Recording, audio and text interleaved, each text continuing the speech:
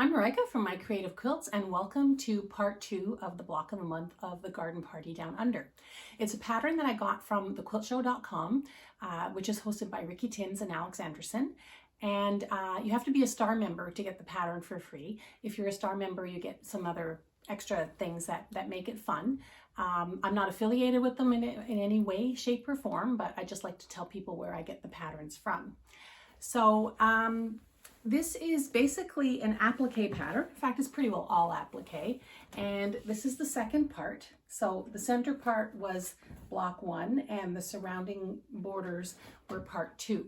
I made some mistakes, and generally I tell people not to point out their mistakes because mistakes happen and it's part of the flow. But I wanted to show you the mistakes that I made and the decisions that I made to keep them, because they weren't terrible mistakes and I decided to keep the mistakes as they were.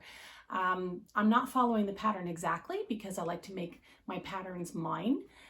Some of the mistakes I made were my fault, and some of the mistakes I made were actually the pattern's fault, and I'm going to show you that in a minute. So let's go look at the piece in a little more detail.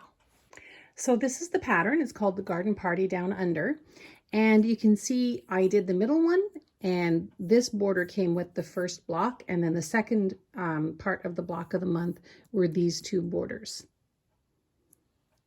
Okay, let's start with the bottom border. You can see that we have our center and we have our leaves, and that goes well. And if I show you with the pattern, you'll see that that's what I did. But for some reason, and I'm not sure why and how it happened, the side borders didn't get put on right. Can you see the difference? The leaves are down here instead of up here. Now you can see I did it on both sides. So the top has it done properly, or the bottom, sorry, and the top, and the sides don't. But since they were consistent, I decided to leave them. It's not going to make that much of a difference. It's my fault. I put them on upside down, so that's definitely my mistake. So the part of the mistake that I kind of blame the pattern and the pattern maker, although I guess it was my mistake too because I didn't fully read all the available blogs and watch the videos that Barbara Black put together. But in all honesty, I shouldn't have had to learn from her blogs. But here in the corner, when I made the pattern, there was no place for the leaves marked on the pattern. So I didn't have any leaves marked there.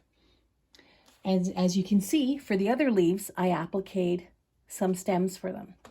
Now, after I watched Barbara Black's, after I read Barbara Black's blog post about this particular part of the pattern, she mentioned that if you look at the picture,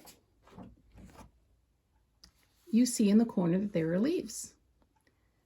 Now, that's not shown in the pattern. So I had done pretty well everything, and to be honest, I didn't really feel like putting any more stems on there, so I just appliqued the leaves directly onto the stem, onto the longer fabric stem, instead of giving an applique part. So it's not the end of the world. I'm not overly fond of how it looks, but I think once the whole quilt is put together, you're not going to really see a difference. So the other thing I wanted to show you was, and I did the same thing if you watch the video for the first block, you'll see that I changed a lot of the stuff that I didn't want myself. Like, for example, I changed the color of the vase. When I did the dogtooth border, instead of it being very scrappy, I alternated it. So I wanted the same thing for the outside border. I didn't want the border edge to be scrappy any more than I wanted the inner border. So what I did was I used my own fabric, and I just, again, I alternated it. So anyway, here is the finished product, or at least the finished part of the block 1 and block 2.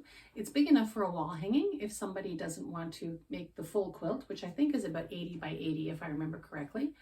But I'm happy with it, mistakes and all. I think, once it's all put together, it's going to be a very pretty quilt. And I hope to see you when I'm finished with the next part of the pattern. See you then. Bye-bye.